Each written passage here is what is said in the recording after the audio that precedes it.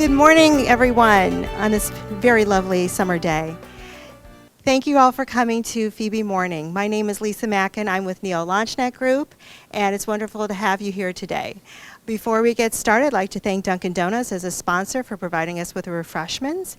And also, if any of you have business cards or would like to sign our sign-in sheets, we'd love to have your names to make sure you are on all of our mailing lists. Today's speaker is my knight in shining armor who came to my rescue. The original speaker did cancel today, unfortunately. Her office was having a move that she didn't know when she originally planned. So I sent out my Mayday call, and Nate came to my rescue. So Nate was gracious enough to speak with us recently on another subject, but he actually has another presentation today. So he's going to talk about the power of COI, as mentioned here on his slide. And Nate is with Southern and Western Life. He has been a constant support here of FEBE, and we're very proud to have him as one of our own. So without further ado, Nate Davis. Thank you. Thank you. I think, is that something we can add to business cards, like knight in shining armor? I don't know. That would be, you can put letters after your name, but I think I'd like to have that one underneath it. So, all right, that would be good. Let's do that. As long as you accept the tagline, instead of "Have Gun Will Travel," it responds to mating calls. Oh. So you got to be careful. All right. Well, then I'm able to put a little more thought into it before we do it, before we pull the trigger. That's good. So I appreciate the intro, Lisa. Like she said, my name's Nate Davis. For those of you who don't know me, I do work at Western and Southern Life. I am a financial representative there. Primarily, my two areas of focus with them are on the college planning and the retirement planning. And doesn't really matter what area of focus we have. I think the topic that we're going to chat about today would really be beneficial. So we're going to be talking about COI, which Centers of Influence, and how we can use those to increase introductions to people and how to go about doing it, and this, at least in a way I think is beneficial to help grow your business. So what we're really going to be covering, what is a center of influence? Why focus on this? Why spend time focusing on a center of influence? It's not the only way to do this, but I think it's one that really could make a big impact.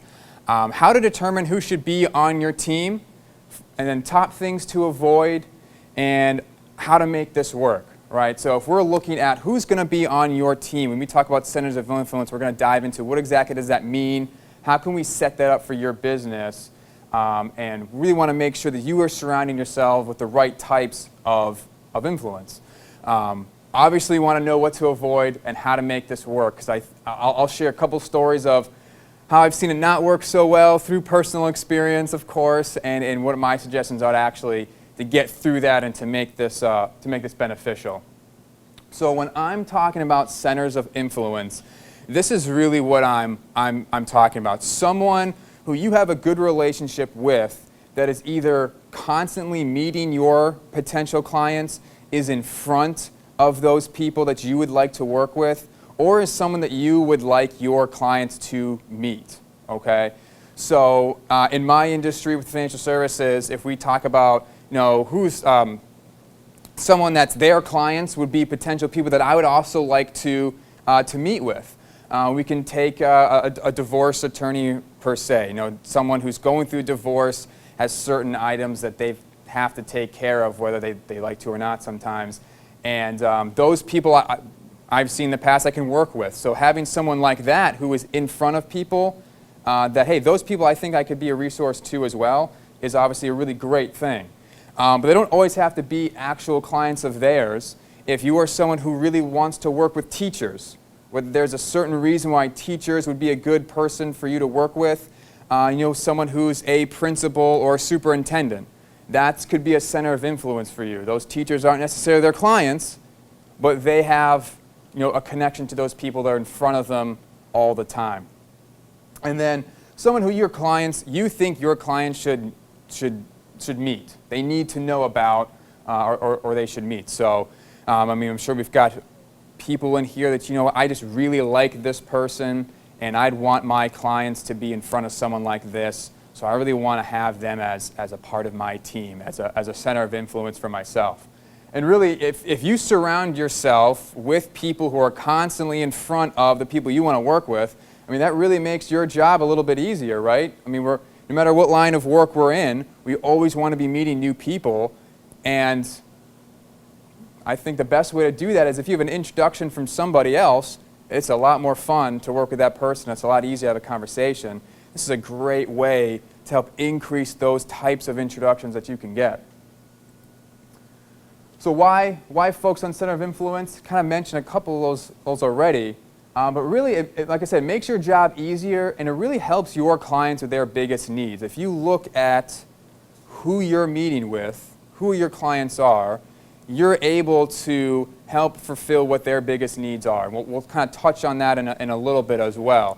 I also think it helps build your credibility. How many people here want to be known for being a resource, right? We all want to be known for being good at what we do, but ultimately I think it'd be really, really great if when someone thinks of you, they think, if you know what, he's a really great guy, he helps people, right? And whether it's in your line of work or not, building your credibility, being a resource in a couple different areas, I think is a really strong reason why to kind of focus on this. And really just helping as many people as you can, because there are going to be things, obviously, that I can't do. I used a divorce as a situation before. If I come across a client who's dealing with that situation, I'm obviously not going to be the guy that they need to talk to have that. But if I can make an introduction to someone that I think is a good person, and I've kind of seen their process and I know, like, and trust, that client is going to feel really, really good about meeting that person, and I'm going to feel good that my clients are taken care of. And I think that is really what you would hope to do as you look at yourself as a professional, no matter what industry you're really in here. And then obviously, the last item there, helping grow your business. I think, how many people here want to increase the amount of referrals or introductions that they receive? Yeah, exactly. Who doesn't, right? Because it's a great way to meet people. It's a lot easier. It's so much more fun. So coming up with ways on how we can do that, how can we increase those types of relationships, is a great reason why we need to be focusing on this.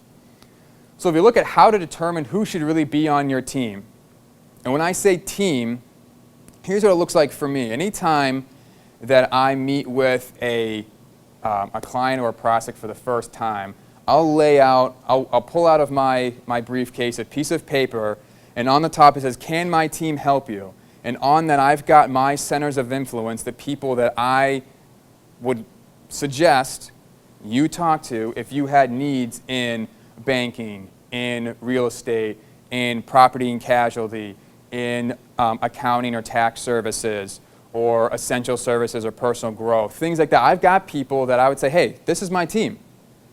And that's kind of how I start a lot of conversations is there anyone on here that you would like to meet?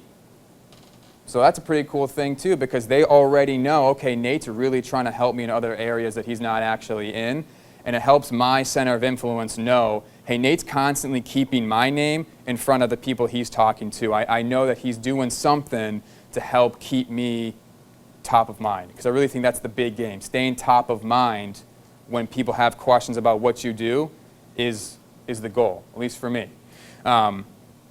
So knowing your clients obviously is where we got to start. I kind of touched on this. If you understand the needs that your clients have and understand where your role ends and someone else's role begins, I think that's where you got to start, right? So if I'm meeting with someone that wants to talk about retirement planning, hey, great, right? I can be a great resource for you. There's a whole bunch of things we can talk about. We have a great time doing it. And then when we get to a certain point, there's going to be things that I can't do. Hey, you know what? I think a trust would make a lot of sense for you because of the amount of assets you have and what you're trying to do. Have you thought about putting a trust in place?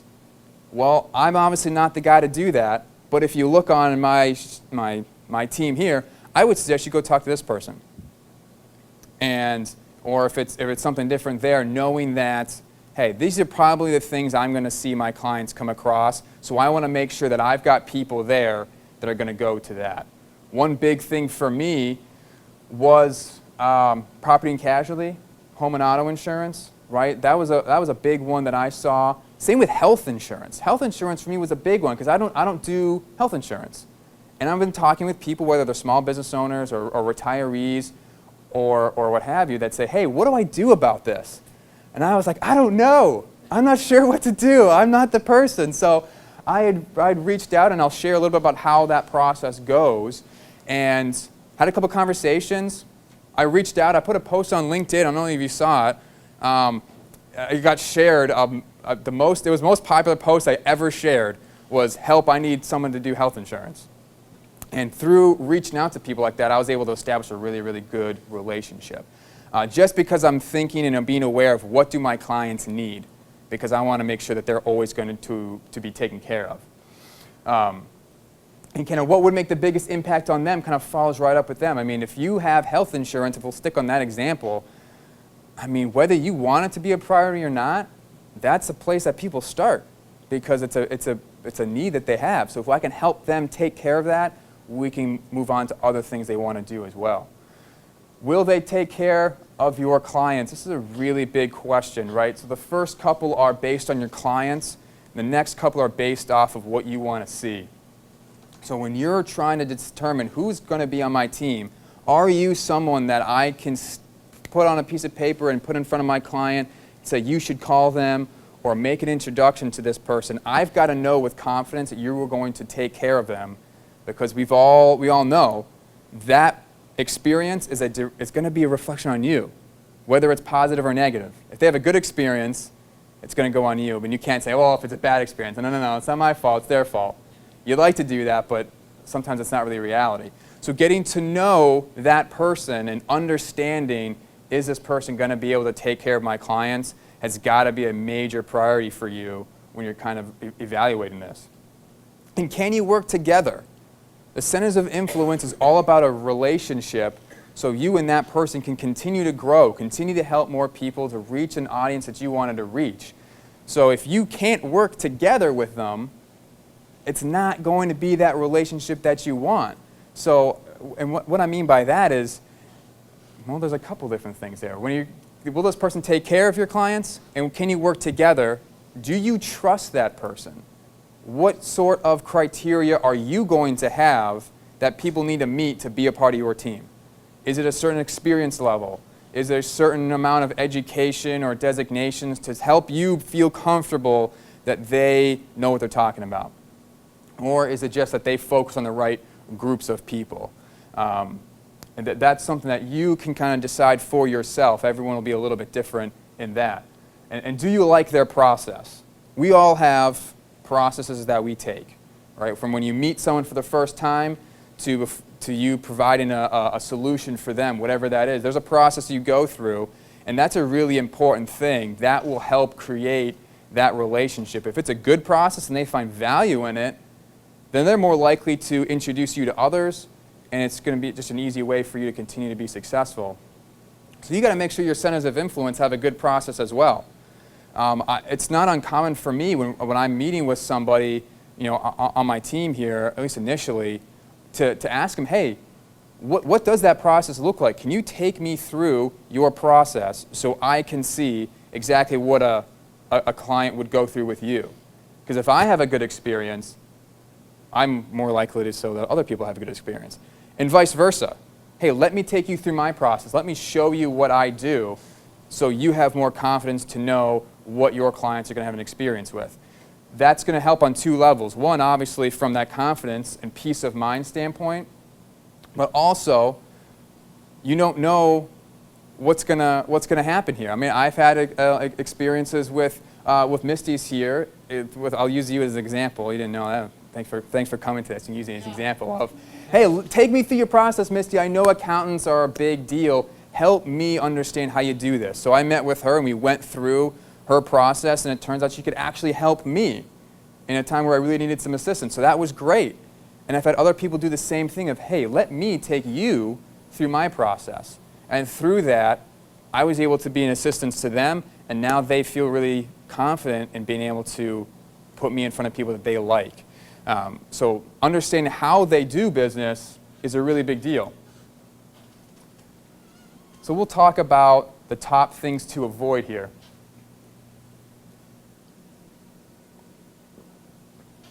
because it's also good to know what to do, but also what not to do.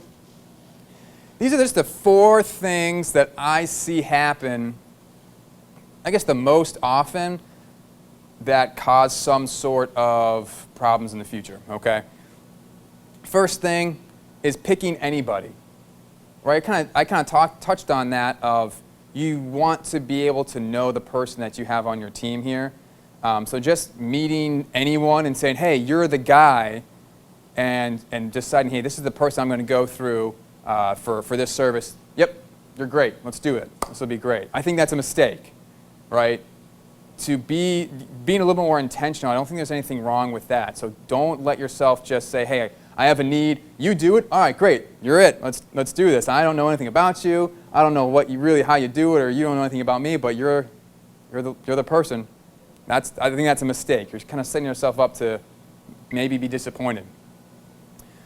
Making promises too early is another thing I think is really a little bit harder to do when you're meeting with someone. So say you're kind of in this interview process with a real estate agent for the first time, and you're chatting with them, and you're getting an understanding of who they want to meet.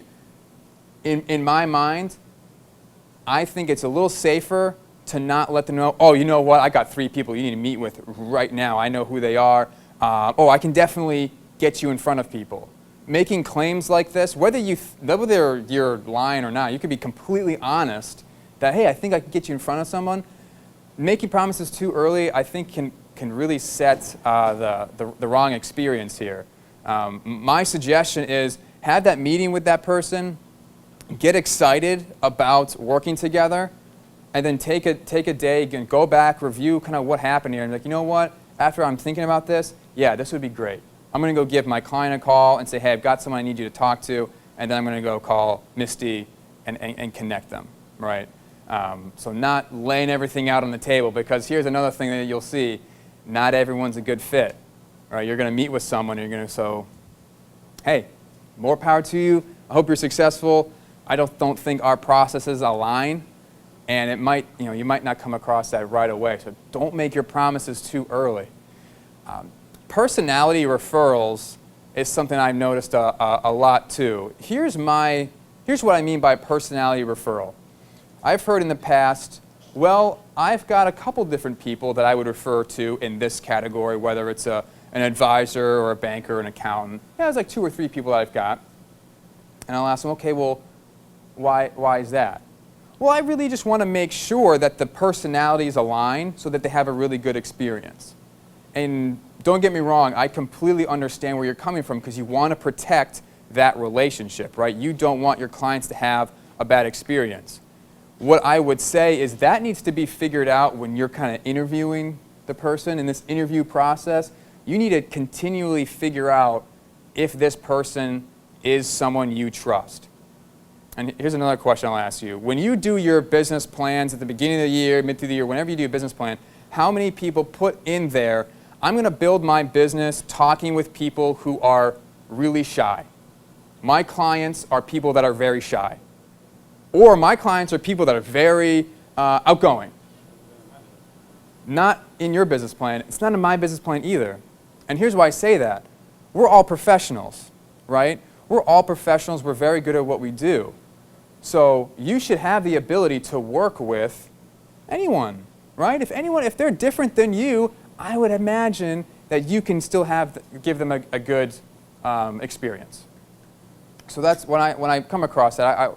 That's what I mean by a personality referral. Giving them a referral based on a personality. I want my referrals and my introductions to be based on what I know about that person, and that I know that person's going to take good care of a client, no matter who they are. Right? I'll keep picking on Misty. I know Misty's personality, and I know that if she talks to someone that's not the same personality as her, she'll still do a really good job, because she's a professional, because she can communicate well. These are things you want to be figuring out when you're initially talking with these people that you want to have on as a part of your team here. And then not being exclusive. Exclusivity is one of those words that I think kind of gets, it's like, ooh, well, don't want to be too exclusive. I don't want to cut people off. I don't want to be shutting myself off from opportunities here. That's one of the reasons why I'm not in BNI or IRN or these certain groups that have exclusivity on the industries that you want to be in.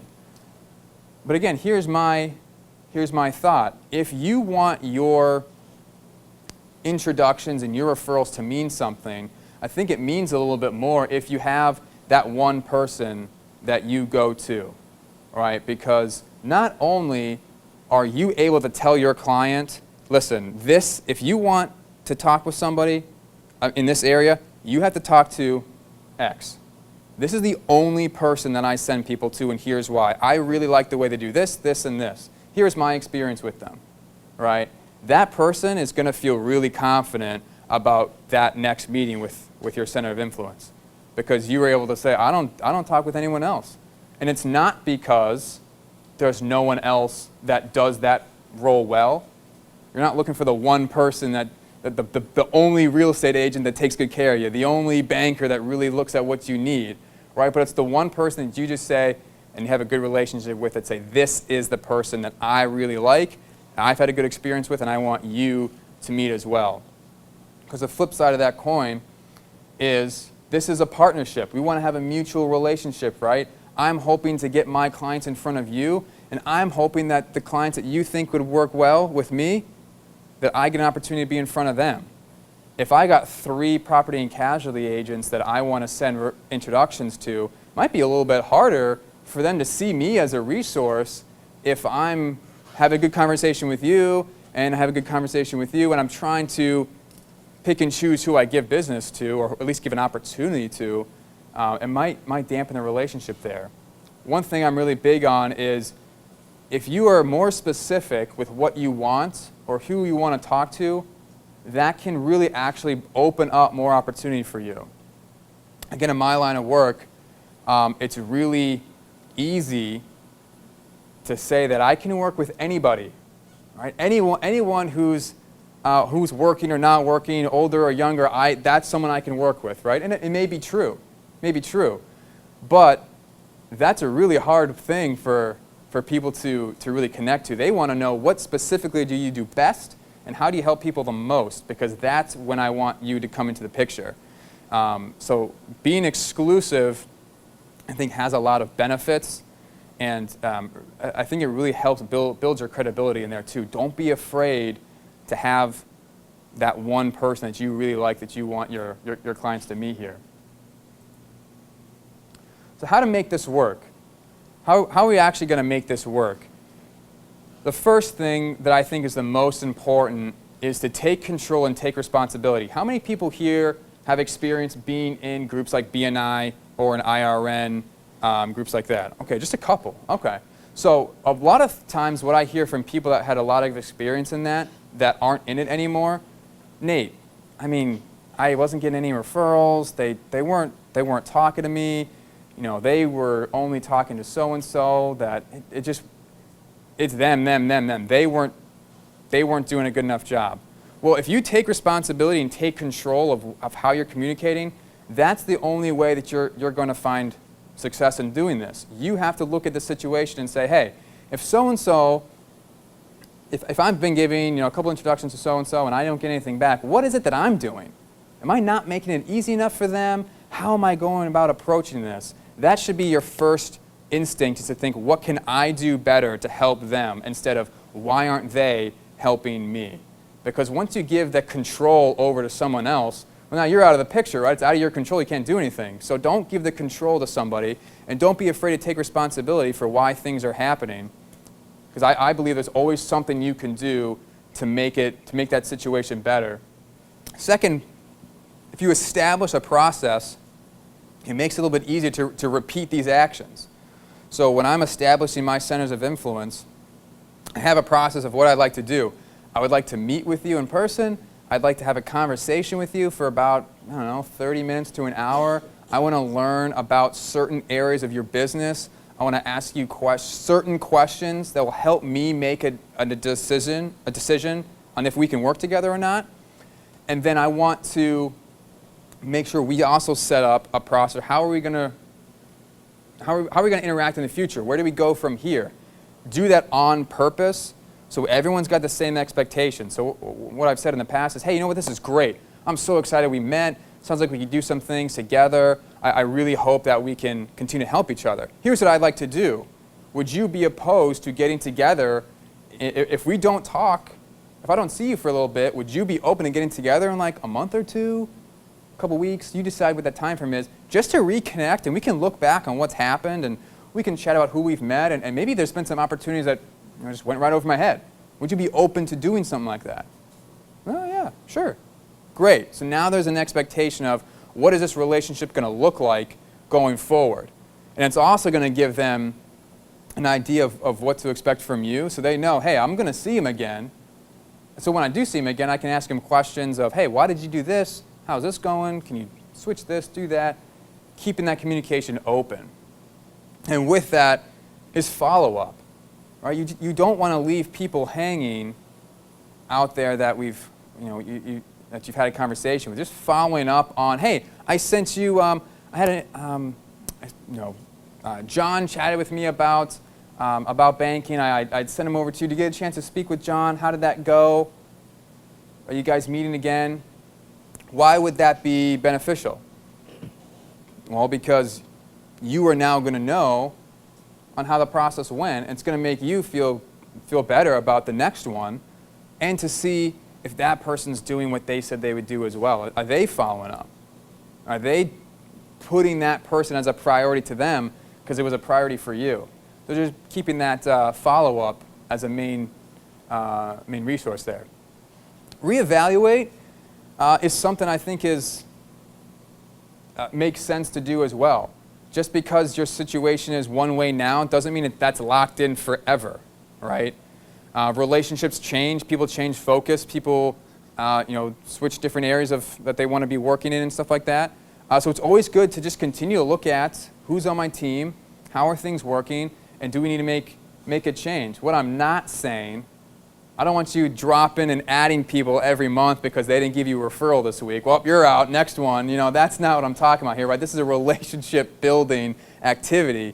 You want to make sure that this relationship is going well. And maybe it's just, when you say reevaluate, it's getting together with that person and saying, hey, how is it going? We said we were going to try and help people. Am I doing things that meet your expectation? Is there something I can be doing different to help you? What have you liked? What have you not liked? And what I've noticed on the flip side is they ask the same thing. Hey, well, what about me? What have I been doing? And then it's a super easy conversation because we all want to help each other. We all want to see ourselves grow. So we have to be willing to have those conversations and not just say, well, I didn't get a referral from so-and-so last month, so they're gone, right? And we don't, who wants that, right? Who wants that? That's not going to be fun. Make it easy to refer you. This is huge. This is huge. This goes beyond the 30-second commercial. This goes into when we have those one-on-one meetings that I'm a big component of. So you meet someone here and say, hey, let's go grab coffee. Let's get to know each other a little bit. This is where you really want to know how to make it easy for them to refer you. So to give you an example, one of the things that I'll talk with people about in my process is income and debt. What does your income look like? What does your debt situation look like? Let's kind of have a conversation about that. In that, I find out information about mortgages and interest rates and car loans and all this stuff. So when I had a conversation with people who do property casualty, I'll talk with my one gentleman, with Chris, and I'll say, hey, Chris, this is what it sounds like, right? I say this, this, and this. When I get to here, what can I say to put you in that conversation? How would you approach that conversation, right? So now Chris knows I'm keeping him top of mind, and I know this is how, when I send him an introduction, he knows that I've gone through this process and that I've done a little bit of conversation with him. And I want to do the same thing with him, with my center of influence. Hey, when you meet with your clients, do you talk about X, Y, and Z?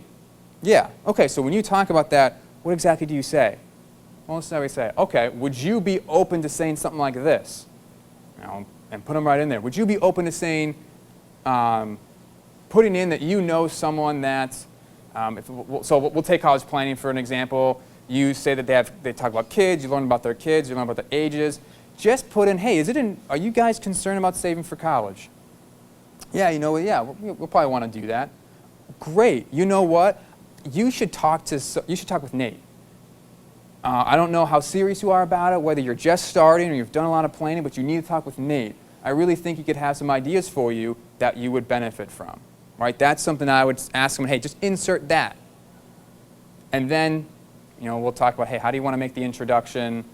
What's the best way for you? Some people say, hey, if you have them shoot me an email, I'll get that right away because it's on my phone, it's easier. If they call me, I might not be able to answer that call, and I want to get to them as soon as I can. So some people want email, some people want face-to-face interactions. Hey, let's have, if you think there's someone, let's go grab coffee and the three of us can meet, and it'll be, you know, non-threatening, a little bit more fun, and we can all just get to know each other.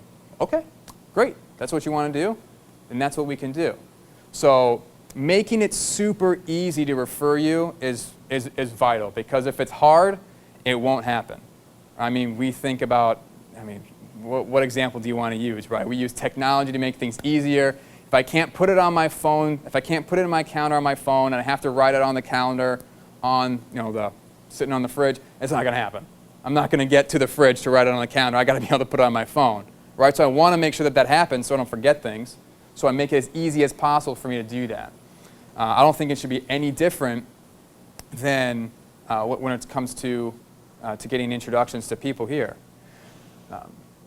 So hopefully there have been, you know, a couple things here that you can take and really start implementing in your line of work.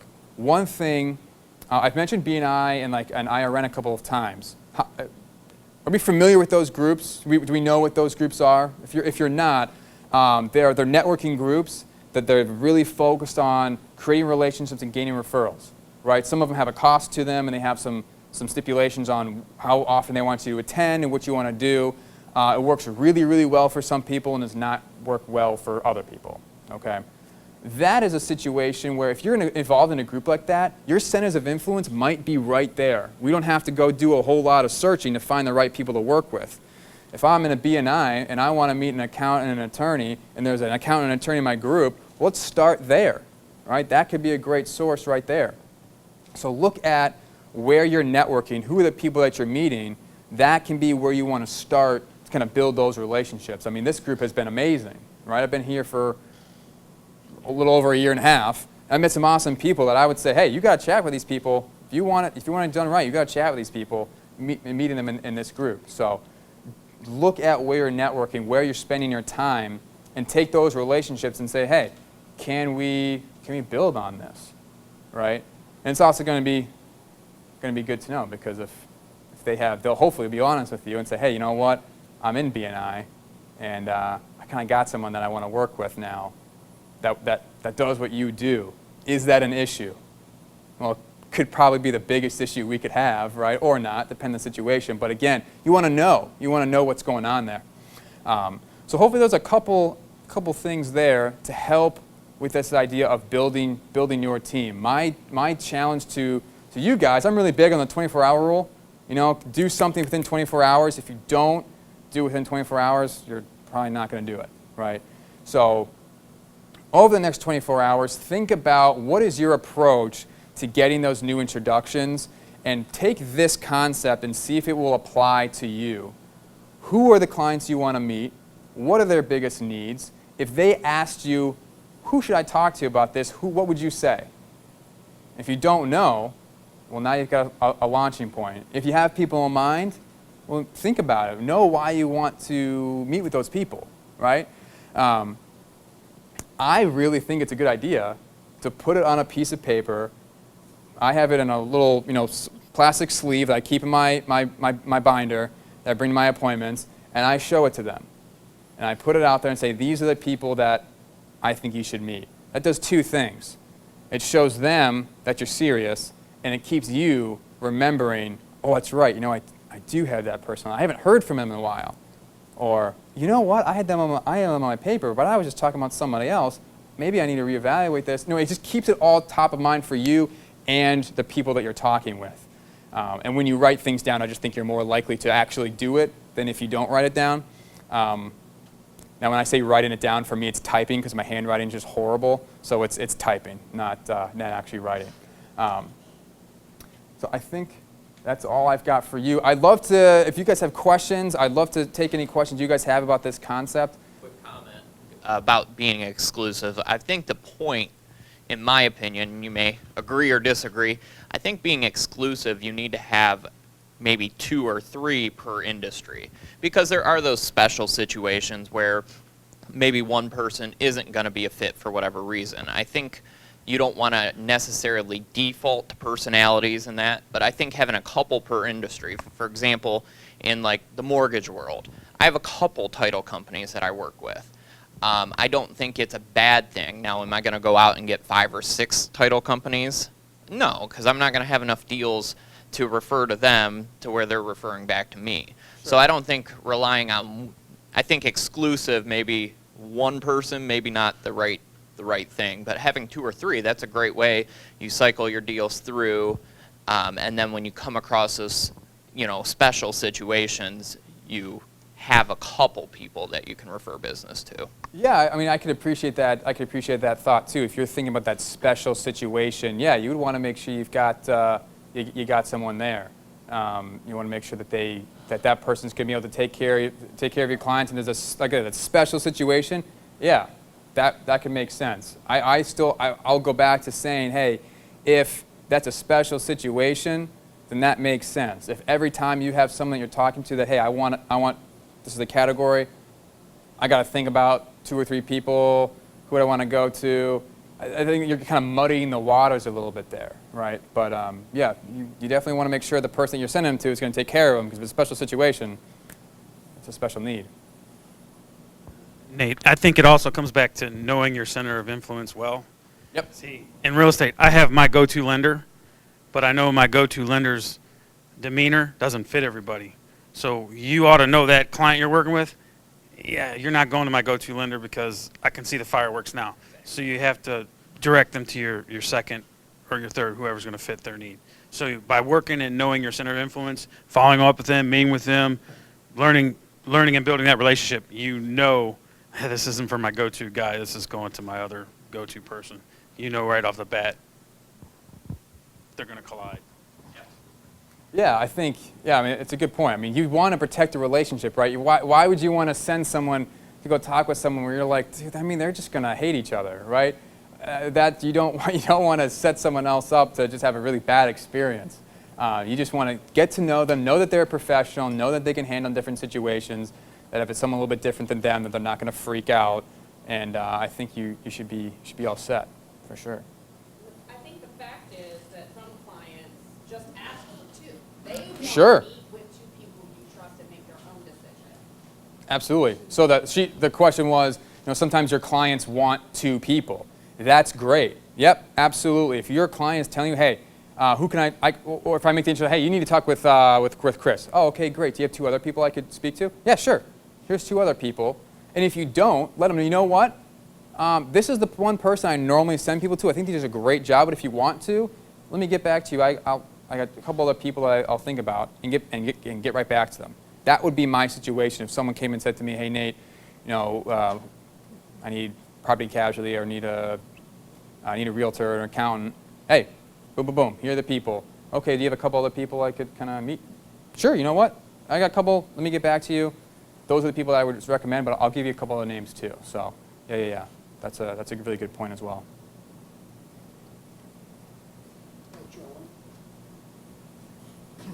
Nate, I've seen you in meetings here for well over a year, I think. And as I recall, you've got responsibility for onboarding associates or leading associates or maybe even directly supervising associates. How does the COI concept show up in others that you work with? As in, you see those who people are using them are more successful or less successful? Explore it a little bit. So I just want to understand what you're saying. So like if, being in a management role, if I have people that are on my team, how are they utilizing their centers of influence? And how are you encouraging them to use or develop? Oh, great. Perfect. Really great question. So I was in management for about a year and a quarter. I phased out of that role now. But when I was in there, that was actually one of the first things we would do. When a new rep would come on board with us, no matter how old they were, when I say new, I mean levels of experience, my conversation would be, see, you need to get this figured out. Who are the type of clients that we want to work with? Once we establish that, we're thinking about who do they need to meet, and you need to get that established as quickly as possible. So I would encourage them, if a realtor is someone you think you will need on your team, then I need you to go set up 5 appointments with realtors, and you and I are going to go, we're going to interview them, we're going to get to know them, and we're going to see which one do you think, or which 2 or 3 is really going to be the best for you, and see what you think about that. So getting them comfortable with meeting people right off the bat, getting them comfortable with networking, and then letting them know, hey, this is a really good idea. I think that's kind of how we would instill that right from the beginning. Thank you. Yeah, good question. Thanks for letting me come chat with you guys again. This was a lot of fun. Thanks.